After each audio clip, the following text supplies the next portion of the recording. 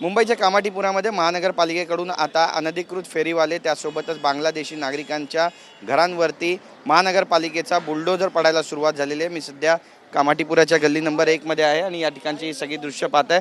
आज सकाळपासूनच बऱ्याचशा महिला ज्या इथल्या स्थानिक होत्या त्यांनी या अवैध फेरीवाल्यांच्या विरोधात आणि या सगळ्या झोपडीधारकांच्या विरोधामध्ये आंदोलनाला सुरुवात केली आणि आपण ही दृश्य सुद्धा या ठिकाणची बसू शकता की महानगरपालिकेने कारवाई करावी यासाठी इथल्या ज्या स्थानिक महिला आहेत त्यांनी पुढाकार घेतला आणि या सगळ्या महिला गेल्या अनेक दिवसांपासून या ठिकाणी ठिय्या मांडून बसलेल्या आहेत, कारवाईची मागणी करत आहेत आणि आपण पाहतोय की आज यांच्या आंदोलनामुळे महानगरपालिकेने अखेरकार या ठिकाणी आता बुलडोजर मागवलं आहे आणि बुलडोजर मागून या ठिकाणी जेवढे अनधिकृत बांधकामं होती ही सगळी बांधकामं तोडण्यास सुरुवात केलेली आहे। काही महिला या ठिकाणी आहेत, आपण त्यांच्याशी बातचीत करणार आहोत। ताई, तुम्ही सगळे या ठिकाणी बसले आहेत, महानगरपालिका तोडक कारवाई करते, काय प्रतिक्रिया?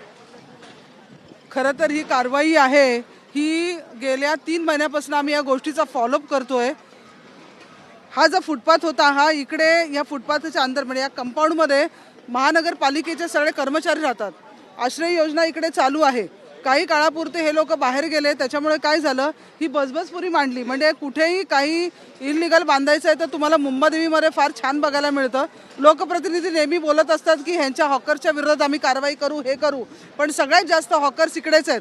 आणि हे जे सगळे आहेत यांचं कोणाचंही आधार कार्ड नाही आहे, मतदार कार्ड नाही आहे, परंतु हे सगळे बांगलादेशामधून आलेले यांनी गॅरेज बांधलेलं आहे। नको त्या वस्तू इथे रात्री ठेवल्या जातात, नको ती माणसं उभी राहतात आणि या गॅरेज एक नाही 3 गॅरेज होते। या गॅरेजमध्ये जवळजवळ 2 इंचाचं पाणी येतं। अख्ख्या मुंबापुरीला पाणी नाही आहे, परंतु यांना 24 तास पाणी असतं।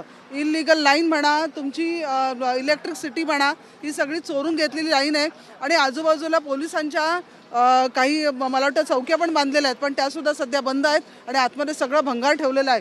अशा ठिय्या मांडल्या, आता तोडक कारवाई सुरू झाली, तुम्ही तुमचं ठिय्या आंदोलन मागे घेणार?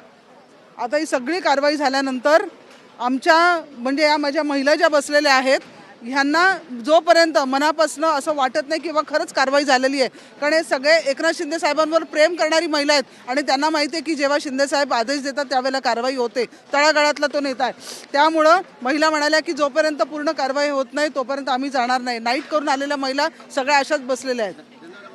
केल्याबद्दल तर आपण पाहतो या सगळ्या महिला या ठिकाणी बसलेल्या आहेत आणि मुंबईच्या कामाठीपुरा गल्ली क्रमांक 1 मध्ये आता जी अनधिकृत बांधकामं होती त्याच्यावरती महापालिकेनं हातोडा फिरवायला सुरुवात केली आहे। कॅमेरा पर्सन आदिल शेखसह गिरीश गायकवाड, TV9 मराठी, मुंबई।